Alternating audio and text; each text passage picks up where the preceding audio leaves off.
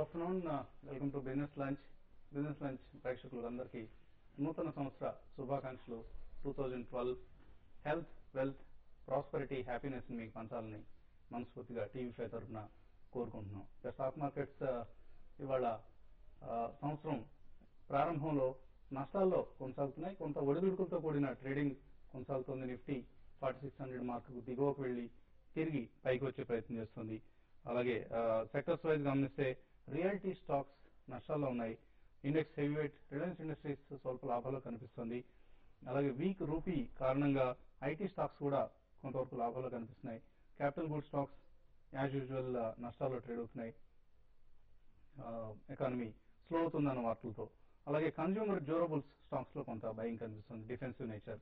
ప్రధానంగా డిసెంబర్ లో auto sales తగ్గాయన్న వార్తలతో ఆటోమొబైల్ స్టాక్స్, ప్రత్యేకించి టూ వీలర్ స్టాక్స్ భారీగా క్షీణించాయి. ఇవాళ TVS motor 7%, Bajaj auto almost 7%, Hero MotoCorp 5%. ఇలా ఆటోమొబైల్ స్టాక్స్ అన్నిట్లోనూ నష్టాలు కనిపిస్తున్నాయి మనకి. కమోడిటీస్ పరిస్థితి గమనిస్తే కమోడిటీస్ ఒకసారి మనం రివ్యూ చేస్తే 2011లో తాకిన గరిష్ట ధర $1920 నుంచి బంగారం వెనుతిరిగింది.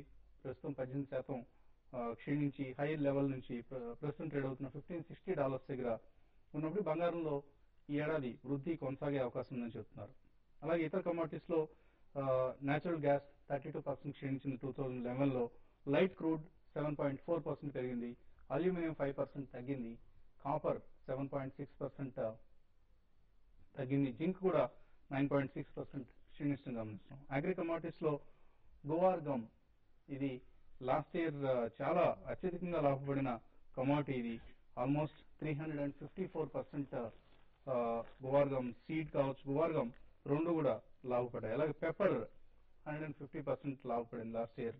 Furnace oil 149%, heating oil 140%, turmeric 30%, అలాగే రా కాటన్ 65%, జూట్ 63%, నేచురల్ గ్యాస్ ఇందాకే అనుకున్నట్లుగా కొంత క్షీణించడం జరిగింది. నికెల్ ఆఫ్ కోర్స్ లాభపడిన నికెల్ ఆఫ్ కోర్స్ 12% నష్టపోయింది. ఇన్ఫాక్ట్ 100 రూపీస్ కనుక మనం ఈ కమోడిటీస్ లో ఇన్వెస్ట్ చేస్తుంటే, గువార్గమ్ లో ఇన్వెస్ట్ చేస్తుంటే లాస్ట్ ఇయర్ December 31 నాటికి 354 రూపీస్ అయ్యేది.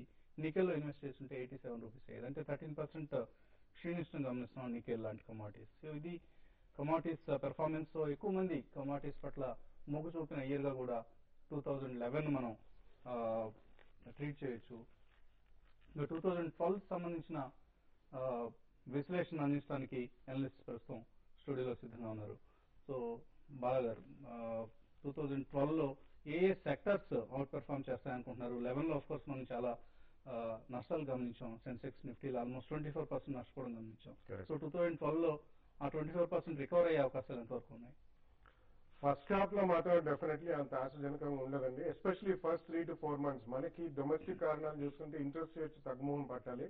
అది అనౌన్స్ చేసినప్పటి నుంచి దాని lag effect at least 3 to 6 months పడుతుందండి. నెంబర్ 1. నెంబర్ 2, మనకి స్టేట్ ఎలక్షన్స్ March 3 నాడు లాస్ట్ డే అండి. అది అయిన తర్వాతనే మేజర్ పాలసీ డెసిషన్స్ అంటే ఏమైనా జరిగితే సెంట్రల్ గవర్నమెంట్ దగ్గర నుంచి అవి రావడం జరుగుతుంది. ఈ లోపల మరి యూరోప్ లో ఉన్న సంక్షోభానికి ఏమైనా కొద్దిగా అంటే అట్లీస్ట్ టెంపరీ బేసిస్ లో కొద్దిగా స్ట్రాంగ్ రెజల్యూషన్స్ ఏమైనా తీసుకుంటే అది కొద్దిగా ఆశాజనకంగా ఉంటుందండి. అదర్వైజ్ అక్కడి నుంచి బ్యాడ్ న్యూస్ ఫ్లో అవుతుంటే అది కూడా కొద్దిగా నెగిటివ్ సెంటిమెంట్ గా దారితీస్తుందని చెప్పాలి. ఓవరాల్ గా చూసుకుంటే US has been doing reasonable well అండి. వాళ్ళకి అన్ని ప్రాబ్లమ్స్ ఉన్నా కానీ I think that has done reasonable well stock market wise, even economy wise. 2012లో కూడా అబౌట్ 2% జీడీపీ చూపిస్తారనే వాదనలు వస్తున్నాయి కాబట్టి they will do reasonably okay. కానీ మార్కెట్స్ మాత్రం క్షీణిస్తాయని అనుకుంటున్నాండి యూఎస్ లో కూడా. సో ఇవన్నీ ఇతరత్ర వేరే కారణాలన్నీ చూసుకుంటే మనకి ఫస్ట్ 3 to 4 months డెఫినెట్లీ కొంచెం క్షీణించి సైడ్ వేస్ మూవ్మెంట్ ఎక్కువ ఉండేటట్టుంది. ఈ లోపల ఏదైనా పాలసీ పారాలిసిస్ కి ఇంకా కొద్దిగా అడ్డు ఏదైనా వస్తే, ప్లస్ ఎక్స్టర్నల్ ఫ్యూస్ ఏదైనా కొద్దిగా బాగా క్షీణిస్తే డెఫినెట్లీ ఇక్కడ నుంచి కూడా మనం ఒక మేజర్ క్రాక్ అంటూ చూసే అవకాశం ఉంది. కాబట్టి 3 to 4 months అట్లీస్ట్ మనం రూల్ అవుట్ చేయొచ్చండి. బట్ సెకండ్ హాఫ్ ఆఫ్ 2012 మాత్రం రీజనబుల్లీ బాగానే ఉంటుందని చెప్పుకోవచ్చు. ఎందుకంటే majority of the bad news ఇంకా రావాల్సింది కూడా నెక్స్ట్ 3-4 months లో వచ్చేస్తుంది. అండ్ ఇప్పటిదాకా లాస్ట్ 1 year కూడా nothing has been good in the Indian economy. So ఇవన్నీ మనం పరిగణలోకి తీసుకుంటే సెక్టోరల్లీ తీసుకుంటే కొద్దిగా రూపీ డాలర్ పారిటీ ఈ రోజుల్లో 53-54 దాకా చేరింది. కాబట్టి purely export-led industry, where domestic raw material cost is absolutely close to 80 to 90%, and export earnings వస్తాయి, డాలర్ ఎర్నింగ్స్ వచ్చే వాళ్ళకి మాత్రం డెఫినెట్లీ ఆశాజనకంగా ఉంటుంది. సో అందులో మేజర్ గా క్వాలిఫై అయ్యేది ఐటీలో కూడా ఫ్రంట్ లైన్ స్టాక్స్ బెటర్ అండి, instead of second and third line stocks. ఎందుకంటే వాటికి కాంట్రాక్చువల్ బేసిస్ మీద ప్రైస్ రీనెగోషియేషన్ ఉంటుంది. సెకండ్లీ వాళ్ళకి లాంగ్ టర్మ్ కాంట్రాక్ట్స్ అనేవి ఎక్కువగా ఉండవండి. 1 or 2 కంపెనీస్ నుంచి ఒకవేళ ఏదైనా ఆర్డర్స్ ఇన్ఫ్లో ఆగిపోతే అవి బాగా దెబ్బతినే అవకాశం ఉంటుంది. అండ్ సెకండ్లీ ఫార్మస్యూటికల్ కంపెనీస్ లో కూడా some of the complete pharma solution companies wear majority of the income is dollar based, వాళ్ళకు కూడా ఇది దోహదపడుతుంది. ఎందుకంటే at the end of the day input cost రా మెటీరియల్స్ కూడా వాళ్ళకి 15 to 20% of the selling price కంటే ఎక్కువ ఉండనుంది. అండ్ వాళ్ళకి డాలర్ ఎర్నింగ్స్ కూడా ఉంటాయి కాబట్టి అది రూపీ డాలర్ ప్యారిటీ 53, 54 కూడా నెగేట్ అయిపోతుంది అక్కడ. So pharmaceuticals IT will do well. Maybe second half లో కాంట్రారియం వ్యూలో కొద్దిగా మనకి beat and down sectors, interest sensitive sectors లో కొద్దిగా ఇన్ఫ్లో ఆఫ్ మనీ రావచ్చు. ఎస్పెషలీ మనకి రియల్ ఎస్టేట్ పక్కన పెడితే ఇన్ఫ్రాస్ట్రక్చర్ ఒకటి, ఆటోమొబైల్స్ ఒకటి. ఎందుకంటే ఇప్పుడు దాకా అది ఇంట్రెస్ట్ సెన్సిటివ్ సెక్టర్స్ లో first real estate and infrastructure బాగా దెబ్బతిన్నాయి. ఈవెన్ ఇన్ఫ్రాస్ట్రక్చర్ కంపెనీలో కొన్ని సెమీ ఇన్ఫ్రాస్ట్రక్చర్ వచ్చి పవర్ జనరేషన్ కంపెనీస్ కానీ వాళ్ళకి execution delays, land acquisition problems, fuel linkages ఇవన్నీ కూడా ఉన్నాయి. కాబట్టి వీటికి అట్లీస్ట్ 3 to 6 months మినిమం పడుతుందండి. ఒక కొలిక్ వచ్చి అక్కడి నుంచి the sector may get re-rating and some of the stocks may do reasonably well. So ఇలా మనం తీసుకుంటే FMCG was always a greener specific గా So definitely స్టాక్స్ చెప్తారు మీరు. Yeah, maybe pharmaceuticals is one, and second half lo interest sensitive sectors lo housing finance companies will do reasonably well other than banks. Private sector banks, especially South India based private sector banks where balance sheets are reasonably good. So ఈ మూడు మాత్రం definitely బాగానే ఉంటాయి. Pharmaceuticals లో చెప్పినట్టు total pharma solutions companies and cramps players also will do well. Okay, so మీరు recommend చేశారు Novartis, Godrej industries, city union bank, ఇటువంటి స్టాక్స్ అని కూడా. ఈ స్టాక్స్ లో ఎంత టార్గెట్స్ ఎక్స్పెక్ట్ చేయొచ్చు, అంటే ఎటువంటి రిటర్న్స్ ఎక్స్పెక్ట్ చేయొచ్చు మేబీ నెక్స్ట్ 1 year లో? యా, బేసికలీ రిటర్న్స్ అంటే టార్గెట్ ప్రైజెస్ మాత్రం ఇవ్వడం కష్టం అండి. But I think at least 15 to 20% gain అనేది డెఫినెట్లీ ఉంటుందని అనుకుంటున్నాను. Most of the companies which have been listed out strong balance sheets ఉన్నాయి అండ్ పర్ఫార్మెన్స్ వైజ్ కూడా డెఫినెట్లీ బాగున్నాయి. అండ్ ఎంతైతే క్షీణించాలో ఐ థింక్ లాస్ట్ 1 year లో major damage has been done. అంటే ఇక్కడ నుంచి ఒక 10-15% పడచ్చు. But that's the best time to acquire those stocks. Most of them are from defensive industry like pharma కావచ్చు, or FMCG కావచ్చు, గ్లాక్సో కన్స్యూమర్ హెల్త్ కేర్ ఇచ్చారు, అలాగే మ్యారికో ఇచ్చారు. ఇవన్నీ కూడా డిఫెన్సివ్ స్టాక్స్ ఎక్కువగా ఇచ్చారు. డెఫినెట్లీ అండి. 2 FMCG ఫార్మస్యూటికల్స్ లో ఒక 1 or 2 కౌంటర్స్, బ్యాంకింగ్ ఒకటి, and FAG bearings which is engineering కింద క్వాలిఫై అవుతుంది. And they been doing well. Most of the companies have very strong balance sheets and almost less debt, zero debt కాకపోయినా చాలా less debt కాబట్టి I think they will do reasonably well. వీటిలో ఇది ఎలా suggest చేస్తారు? Investments at a time lump sum గా చేయమంటారా, లేదా మంత్లీ ఎస్ఐపి లాగా చేయమంటారా, లేదా ట్రాన్చెస్ లో ఎవ్రీ క్వార్టర్ రిజల్ట్ తర్వాత కొంత స్టాక్ కొనుక్కోవచ్చు? It depends on the quantum of money అండి. But I would always say at least 2 to 3 price points లో కొనాలి. ఎస్ఐపి చేసేవాళ్ళు డెఫినెట్లీ చేయొచ్చండి. బట్ ఓవరాల్ గా ప్రేక్షకులకు చెప్పేది ఏంటంటే చిన్న చిన్న మొత్తాలతో డైరెక్ట్లీ మార్కెట్ లో సెకండరీ మార్కెట్ లో కొనే కంటే ఎస్ఐపి త్రూ మ్యూచువల్ ఫండ్స్ చేసుకోవడం బెటర్ అండి. సపోజ్ సంబడి అంటే హైపోథెటికల్ బేసిస్ మీద 20, 30, 50,000 రూపీస్ అలా ఉంటే 1 or 2 స్టాక్స్ కొని ఇరుకుపోతారు. అలా కాకుండా ఎస్ఐపి ద్వారా pure vanilla blaze equity mutual funds కొనుక్కుంటే వాళ్ళకి మంచి లాభాలు చేకూరుతాయి. కొద్దిగా బల్క్ మనీ ఉన్న వాళ్ళు అట్లీస్ట్ 2 to 3 ప్రైస్ పాయింట్స్ లో ఫండమెంటలీ స్ట్రాంగ్ షేర్స్ కొనాలి. క్వార్టర్లీ రిజల్ట్స్ దాకా వెయిట్ చేయకపోయినా అట్లీస్ట్ మనం కొన్న తర్వాత 10-15% ఏదైనా కట్ వస్తే సెకండ్ ప్రైస్ పాయింట్ లో అక్కడి నుంచి మేబీ అరౌండ్ 10-15% వస్తే 2-3 ప్రైస్ పాయింట్స్ మినిమం కొనుక్కుంటే ఫండమెంటలీ స్ట్రాంగ్ షేర్స్ ఈ రేట్ల నుంచి మేజర్ గా ఇంకా వాటికి ఇంట్రిన్సిక్ వాల్యూస్ దాకా వస్తాయండి. ఓవరాల్ మార్కెట్ సెంటిమెంట్ బాగాలేకపోతే కొద్దిగా క్షీణించవచ్చు. బట్ అక్కడ కంఫర్ట్ జోన్ అండ్ డెఫినెట్లీ అక్కడి నుంచి ఎక్కువ పడవు అని మనం చెప్పుకోవచ్చు. ఓకే అండి, సో స్క్రీన్ మీద డిస్ప్లే చేస్తున్న స్టాక్స్ ను నోట్ చేసుకోండి. అలాగే ప్రతి నెల ఇటువంటి స్టాక్స్ అన్ని కూడా లాంగ్ టర్మ్ కోసం చెప్పే స్టాక్స్. సో ప్రతి నెల రివ్యూ చేసి మన తిరిగి కార్యక్రమాన్ని ఫోన్ చేసి తగ్గే ఏంటండి అన్న ప్రశ్న మాత్రం దయచేసి వేయకండి. అలాగే కుటుంబారు, ఇక మీ రికమెండేషన్స్ లోకి వెళ్లే ముందు ఇవాళ ట్రేడింగ్ ట్రెండ్ ఎలా కనిపిస్తుంది? అంటే చాలా లాక్ లస్టర్ గా డల్ గా కనిపిస్తుంది. చాలా నిస్తేజంగా ఉందండి. ఎందుకంటే మార్నింగ్ పాజిటివ్ గా ఓపెన్ అయినా కూడా ఎక్కువసేపు సస్టైన్ చేసుకోలేకపోయినాయి గెయిన్స్ అనమాట. ఇది ఇమీడియట్ గా వీక్ అవటం కూడా చూస్తాం. నిఫ్టీ కూడా ఎట్ 1 పాయింట్ దాదాపు 30 పాయింట్స్ పై నష్టపోయింది. ఇప్పుడే కొంచెం రికవర్ అయింది అనమాట. ఫ్లాట్ గా ట్రేడ్ అవుతుంది. బట్ ఆల్ ఇన్ ఆల్ చూస్తూ ఉంటే ఇందాక ఆటో నెంబర్ సేల్స్ ఎప్పుడైతే రావటం మొదలైనవి అప్పుడే వీక్నెస్ జనరేట్ అయిందని చెప్పేసి కూడా అనుకోవచ్చు. కంటిన్యూస్గా వాటిలో సెల్లింగ్ రావడం అండ్ ఈవెన్ అదర్వైజ్ బ్యాంకింగ్ స్టాక్స్లో కూడా రేంజ్ బౌండ్ యాక్టివిటీ కనిపిస్తుంది. కాసేపు పాజిటివ్గా ఉన్నాం, మళ్ళీ తిరిగి నెగిటివ్కి టర్న్ అవటం అట్లా. మార్కెట్లో గ్లోబల్ మార్కెట్స్ కూడా చాలా వరకు హాలిడేస్ ఉన్నాయి ఇవాళ. ప్లస్ ఓవరాల్గా నేను అనుకోవటం మాత్రం మార్కెట్స్ ఈ రేంజ్ బౌండ్లోనే కాస్త కన్సాలిడేట్ అయినా కూడా ఇంకా ఫర్దర్ వీక్నెస్ రావడానికి స్కోప్ ఎక్కువ కనిపిస్తుంది. కాబట్టి ప్రిఫరబ్లీ ఆన్ డౌన్ సైడ్ మాత్రం పుట్స్తో పొజిషన్స్ హెడ్ చేసుకోమని చెప్పేసి ఇంకా కూడా కాషన్ చేస్తాను. ఓకే అండి. సో మీరు ఎటువంటి ట్రేడింగ్ ట్రెండ్ ఎక్స్పెక్ట్ చేస్తున్నారు? అంటే ఎఫ్ఎన్ఓ ఇంకా మనం బిగినింగ్లో ఉన్నాం, జనవరి నెల సిరీస్ బిగినింగ్లో. ఎటువంటి పొజిషన్స్ తీసుకుంటే ఈ నెలలో బెటర్గా రిటర్న్స్ వచ్చే అవకాశం ఉంది? ఇప్పుడు కరెంట్ లెవెల్స్లో అయితే ఇనిషియల్గా అయితే సెలెక్టెడ్ వాటిలో కొంచెం లాంగ్ పొజిషన్ చేసుకోవచ్చు అండి. ఎందుకంటే రీజన్ ఏంటంటే అట్లీస్ట్ మనకి రిజల్ట్ రావడానికి ఒక 10-15 డేస్ పడుతుంది కాబట్టి అప్పటి వరకు మార్కెట్లో కొంత ఒక నుంచి ఒక 150 to 200 పాయింట్స్ దాకా నిఫ్టీ పెరగడానికి అవకాశం ఉంది. అంటే అరౌండ్ 4850 ఆ లెవెల్ కూడా నిఫ్టీ రావచ్చు ఒక 10 to 15 డేస్లో. కాబట్టి ఐటీ స్టాక్స్లో ఏవైతే ఉన్నాయో వాటిని రిజల్ట్కి ముందు బై చేసుకో, అంటే ఇప్పుడు బై చేసుకుని ఒక 10 డేస్కి అట్లా మీరు పొజిషన్ రేట్ తీసుకోవచ్చు. దీంతో పాటు ఏంటంటే ఎఫ్ఎంసీజీలో కూడా ఫార్మా స్టాక్స్లో కూడా బై చేసుకోవచ్చు. అయితే ఇవన్నీ డిఫెన్స్గా చెప్తున్నాను. ఈ ట్రేడింగ్ పరంగా కూడా ఈ FMCG and pharma next 10 to 15 డేస్లో పెరగడానికి అవకాశం ఉంది. అయితే బ్యాంకింగ్ కౌంటర్స్లో కూడా కరెంట్ లెవెల్స్లో తీసుకోవచ్చు అండి. ఎందుకంటే మెయిన్ రీజన్ బాగా ఓవర్సోల్లో ఉంది. బ్యాంక్ నిఫ్టీ ఇక్కడ నుంచి కొంత 8450 అండ్ 8500 దాకా బ్యాంక్ నిఫ్టీ ర్యాలీ రావడానికి అవకాశం ఉంది. కాబట్టి బ్యాంక్ నిఫ్టీలో కూడా లాంగ్ పొజిషన్ తీసుకోవచ్చు. ఈ రోజు మార్కెట్ విషయానికి వస్తే ఒక టైంలో 46 కూడా బిలో వచ్చింది. అయితే ఇప్పుడే నిఫ్టీ ప్లస్ రావడం చూస్తున్నాము. 4620 దగ్గర స్టాప్ లాస్ పెట్టుకుని నిఫ్టీ ఫ్యూచర్ లాంగ్ పొజిషన్ కూడా సజెస్ట్ చేస్తాను. 4650 అండ్ 4660 దాకా నిఫ్టీ రావడానికి అవకాశం ఉంది.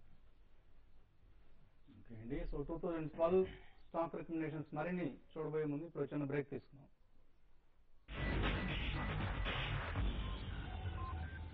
బాస్కెట్బాల్ మహారాజా వేం చేయండి. తమరికి ఏం సమర్పించుకోవాలి? రంగు సువాసనల్లో ప్రత్యేకత గలదాన్ని, రుచిలో పసందైన దాన్ని, అదే ఎదగడంలో నాకు తోడ్పడేదాన్ని. మహారాజులకు పసందైన అసలైన పిస్తా బాదంలు గల కొత్త కాంప్లాన్ పిస్తా బాదాం. ఇక ఎదగండి రాత టీవీతో. Every once in a while you look at the world and know it's time to create something new.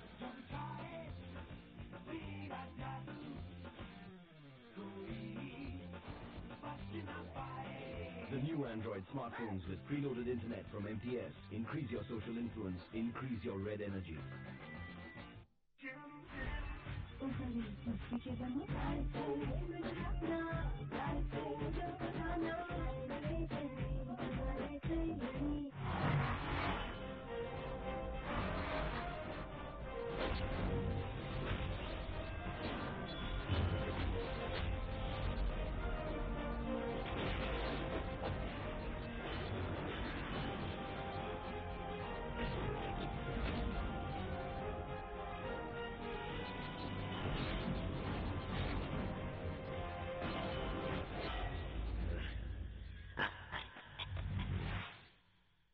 Lancer Footwear వారి నూతన సంవత్సర శుభాకాంక్షలు. హాయిగా ఉంటేనే పని అవుతుంది. PU Plus range by Lancer Footwear.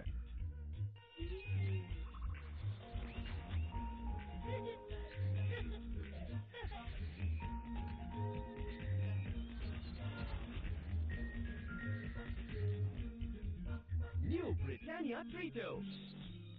Kids' favorite cookie.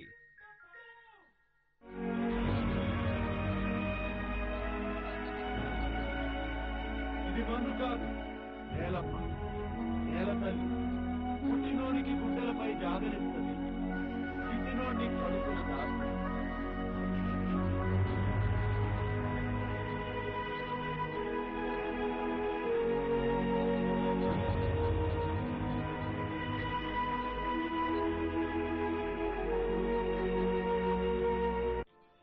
సరిగ్గా జరగట్లేదురా.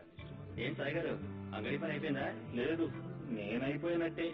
అదేంటి అలా అంటారు? డబ్బుకు డబ్బే కావాలి కదా. ఏమండి, డబ్బుకు డబ్బే కావాలా ఏంటి? ఎక్కువ డబ్బు తక్కువ వడ్డీ. మనపురం గోల్డ్ లోన్, మీ జీవితం సుఖమయం అవుతుంది. అవ్వండి ఫ్రెష్, అవ్వండి మెగా ఫ్రెష్. పూర్తిగా ఫ్రీ. కొనండి 4 సింథాల్ ఫ్రెష్ సబ్బులు, పొందండి సింథాల్ టాల్క్ ఫ్రీ. ఈ ఎక్స్పెన్సివ్ టీమ్ లంచ్ కేవలం ఇంకో 3 రోజులు. ఈ ఎక్స్పెన్సివ్ టీమ్ లంచ్ కేవలం ఇంకో 3 రోజులు.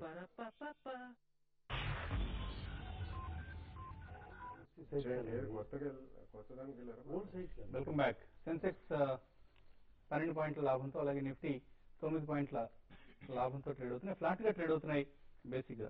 అలాగే కుటుంబారు, సో 2012 కి సంబంధించి ఎటువంటి స్టాక్స్ మీరు అగ్రెసివ్ గా రికమెండ్ చేస్తారో, అలాగే ఎటువంటి స్టాక్స్ లో కన్జర్వేటివ్ అవుట్లుక్ తో ఉన్నారు? ఒకటండి, సేఫ్టీ. ఎవరికైతే క్యాష్ లెవెల్స్ బాగా ఉన్నాయో ఆ కంపెనీసే ఫస్ట్ ప్రిఫర్ చేయాలన్నమాట. డెట్ తక్కువ ఉండాలి.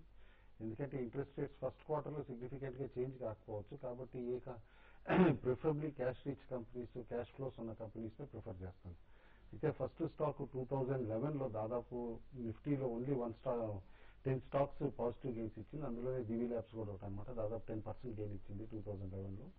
అది ఈ కరెంట్ లెవెల్లో కూడా బై చేయమని చెప్పేసి చెప్తాను. ఫర్దర్ 35 to 40% రిటర్న్స్ ఇచ్చే పాసిబిలిటీ ఉంది. Second stock engineers India. Interesting part ఏంటంటే ఇంజనీర్స్ ఇండియాలో the amount of cash company దగ్గర ఉన్నది వాళ్ళ ఫుల్ ఇయర్ టర్న్ ఓవర్ కంటే కూడా ఎక్కువ ఉందన్నమాట. అంత క్యాష్ రిచ్ కంపెనీ కాబట్టి down side very limited. Public సెక్టార్ది బై చేయమంటాను.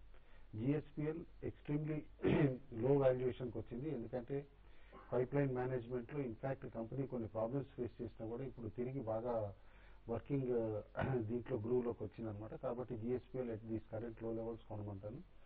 హెక్సావేర్ ఆఫ్టర్ 2009 వాళ్ళ ఫారెక్స్ లాసెస్ డిబాకిల్ తర్వాత ట్రెజరీ మేనేజ్మెంట్ సిగ్నిఫికెంట్ గా ఇంప్రూవ్ చేశారు. మేబీ ఈసారి ఫారెక్స్ గెయిన్స్ తర్వాత హెక్సావేర్ కూడా నేను అనుకుంటాం అవుట్ పెర్ఫార్మర్ కావచ్చు మిడ్ క్యాప్ ఐటీ స్టాక్స్ లో. Last stock Kane India. ఈ ఇయర్ కూడా నేను క్రూడ్ ఆయిల్ ప్రైజెస్ పడవని చెప్పేసి అనుకుంటున్నాను. ఎందుకంటే ఎంత ఫాల్ వచ్చినా కూడా మేబీ $90-94 కంటే కిందకి వెళ్ళే పాసిబిలిటీ కనపట్లేదు అనమాట బ్రెంట్ క్రూడ్. కాబట్టి కేన్ బాగా పెర్ఫామ్ చేసే పాసిబిలిటీ ఉంటుంది. అండర్ ది న్యూ మేనేజ్మెంట్, ఇప్పుడు స్టెర్లైట్ గ్రూప్ మేనేజ్మెంట్ కాబట్టి అగ్రెసివ్ గా పాసిబిలిటీ ఉంది పెరగడానికి. అయితే కొన్ని సెక్టార్స్ ఏదైతే టోటల్ గా హీట్ చేసి ఈ సంవత్సరం మాక్సిమం లాసెస్ ఇచ్చినాయి ఇన్ఫ్రాస్ట్రక్చర్ అండ్ బ్యాంకింగ్ స్పేస్ లో నుంచి 2 స్టాక్స్ తీసుకోమంటాను. అందులో జిఎంఆర్ అనమాట. ఎందుకంటే first stock GMR preferably airport revenues kick in అవుతుంది. ప్లస్ ఇలా ఈ టోల్ రెవెన్యూస్ కూడా రోడ్వేస్ కిక్ ఇన్ అవుతుంది. కాబట్టి if at all at some point debt తగ్గించుకున్నప్పుడల్లా కూడా ఈ స్టాక్ స్లో అండ్ స్టడీగా ఇంప్రూవ్ అయ్యే పాసిబిలిటీ కనిపిస్తుంది. సెకండ్ స్టాక్ ఐడిబిఐ బ్యాంక్ అనమాట. కాసా రేషియో కూడా చాలా హై ఉందన్నమాట. కాబట్టి వీళ్ళకి ఎస్బీఐ అకౌంట్ ఇంపాక్ట్ చాలా వచ్చే పాసిబిలిటీ ఉంది అదర్ దాన్ ప్రైవేట్ బ్యాంక్స్ మిగతాయి కాకుండా దీనికి కూడా. కాబట్టి ఇయర్లో కరెంట్ వాల్యుయేషన్ ఐడిబిఐ బ్యాంక్ కూడా లుక్స్ వెరీ అట్రాక్టివ్. అయితే లాస్ట్ ఇయర్ బాగా అవుట్ పెర్ఫార్మ్ చేసి ఇన్ఫాక్ట్ నిఫ్టీలో హైయెస్ట్ గెయిన్ అయిన హిందుస్థాన్ లివర్లో ఫర్దర్ గెయిన్స్ కూడా వచ్చే పాసిబిలిటీ ఉంది. కాబట్టి హిందుస్థాన్ లివర్ని కూడా పొజిషన్స్ ఆల్రెడీ ఉన్నారని కంటిన్యూ చేయమంటాను. ప్లస్ ఫ్రెష్ పొజిషన్స్ కూడా తీసుకోమని చెప్పేసి అని అంటాను. ఎందుకంటే ఇక్కడి నుంచి కూడా అనదర్ 100 to 125 రూపీస్ లివర్ పెరిగే పాసిబిలిటీ ఉంది. And second stock page industries అనమాట. ఇటు అండర్వేర్ అండ్ లింజర్ సెగ్మెంట్ లో ఉన్న స్టాక్ అనమాట. సౌత్ ఏషియా సేల్స్ అన్ని కూడా బాగున్నాయి కాబట్టి at some point bonus or stock split కూడా ఉండొచ్చు ఈ స్టాక్. కాబట్టి బై చేయమంటారు.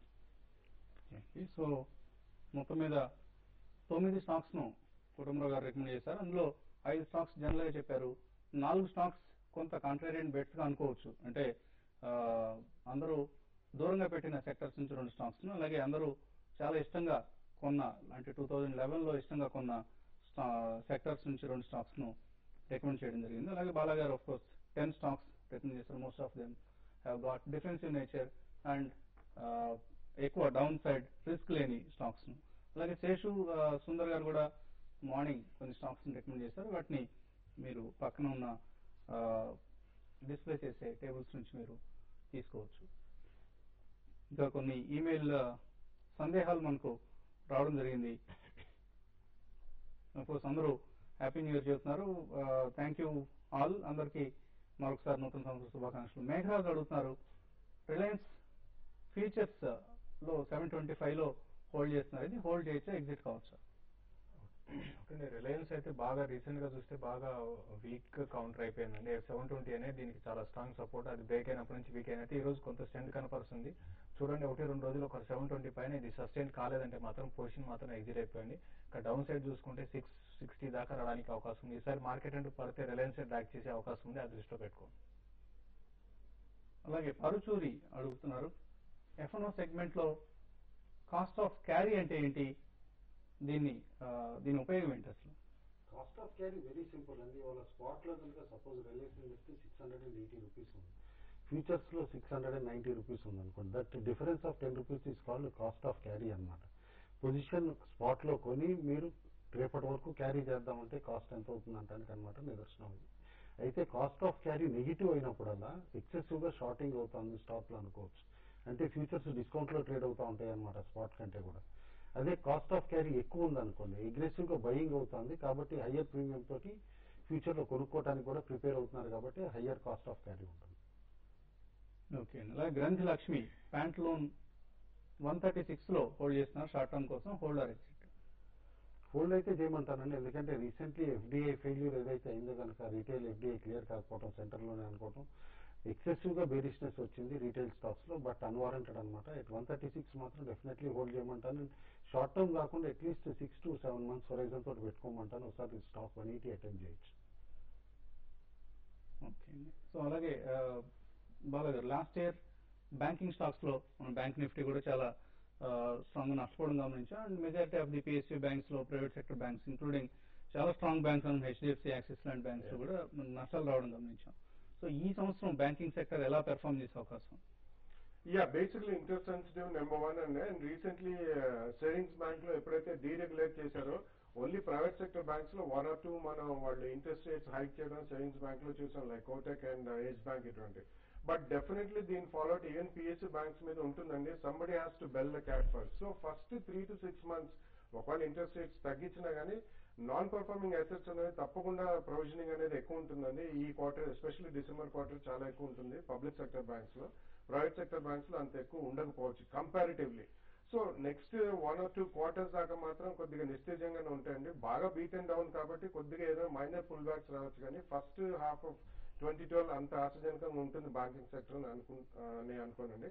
But later half, second half, ఎందుకంటే once the interest rate start coming down అంటే ఫస్ట్ ఒక క్వార్టర్ తర్వాత 3 to 6 months లాగ్ ఎఫెక్ట్ ఉంటుంది కాబట్టి దాని తర్వాత కొద్దిగా ఈ సిఆర్ఆర్ కూడా ఇంకా డైల్యూట్ చేసి liquidity in the system provide చేస్తే definitely next half, second half of 2012 calendar year లో కొద్దిగా బాగానే ఉంటాయి అనుకుంటున్నాను. అక్కడ దాకా మాత్రం ప్రైవేట్ సెక్టర్ బ్యాంక్స్ లో ఏదైనా సెలెక్టివ్లీ క్రాక్స్ వచ్చినప్పుడు కొనొచ్చు. బట్ పబ్లిక్ సెక్టర్ బ్యాంక్స్ మాత్రం one can wait for some more time అని నా భావన అండి.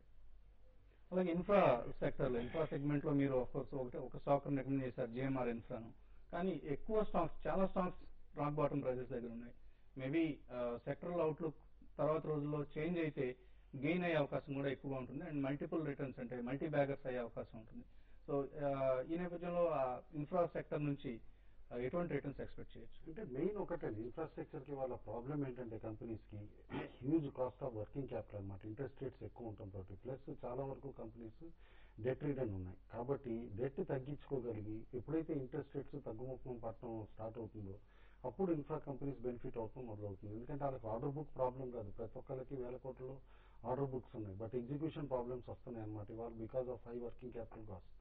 కాబట్టి at some point maybe from February నుంచి అనమాట కాస్త ఆర్బీఐ అగ్రెసివ్గా రేట్ కట్ చేయడం మొదలు పెడితే కనుక గ్రోత్ కావాలి అని చెప్పి అప్పుడు నేను ఇన్ఫ్రా బెనిఫిట్ అవుతుంది. అయితే స్టాక్స్ని పిక్ అండ్ చూస్ కేర్ఫుల్గా చేయమంటాను. ఎవరికైతే ఫిక్స్డ్ రెవెన్యూస్ ఉన్నాయో, లైక్ సపోజ్ రోడ్ కంపెనీస్ అంటే కనుక ఐఆర్బీ అవనివ్వండి, లేకపోతే అశోక్ బిల్డ్కాన్ అవనివ్వండి, ఇలాంటివి అనమాట where toll revenues are steady and good, ఆ కంపెనీస్ని ప్రిఫర్ చేయమంటారు. లైక్ ఈవెన్ స్మాల్ క్యాప్లో నోయిడా టోల్ అనమాట, వాళ్ళకి ఇవాళ దాదాపు ఎక్స్పెండిచర్ అంతా అయిపోయింది, కంటిన్యూస్గా టోల్ వస్తుంది. 20 రూపీస్ స్టాక్ అట్రాక్టివ్గా ఉంటుంది. అలాంటి స్టాక్స్ని పిక్ చేయమంటాను. కాంట్రేరియన్గా తీసుకోవాలి అని అనుకుంటే ఎవరైతే రాడికల్గా డెట్ తగ్గించేసుకోగలుగుతారో ఒకేసారి ఆ కంపెనీస్ కూడా ఒకసారి టర్న్ అరౌండ్ రిజల్ట్ రాగానే ఇమీడియట్గా అట్రాక్టివ్గా బైస్ అవుతాయి. అయితే ఓవరాల్గా ఇయర్ మొత్తానికైతే ఒకటి చెప్తానండి, నెక్స్ట్ ఇయర్ మాత్రం markets first panic, then consolidation, ఆ తర్వాతే ర్యాలీ.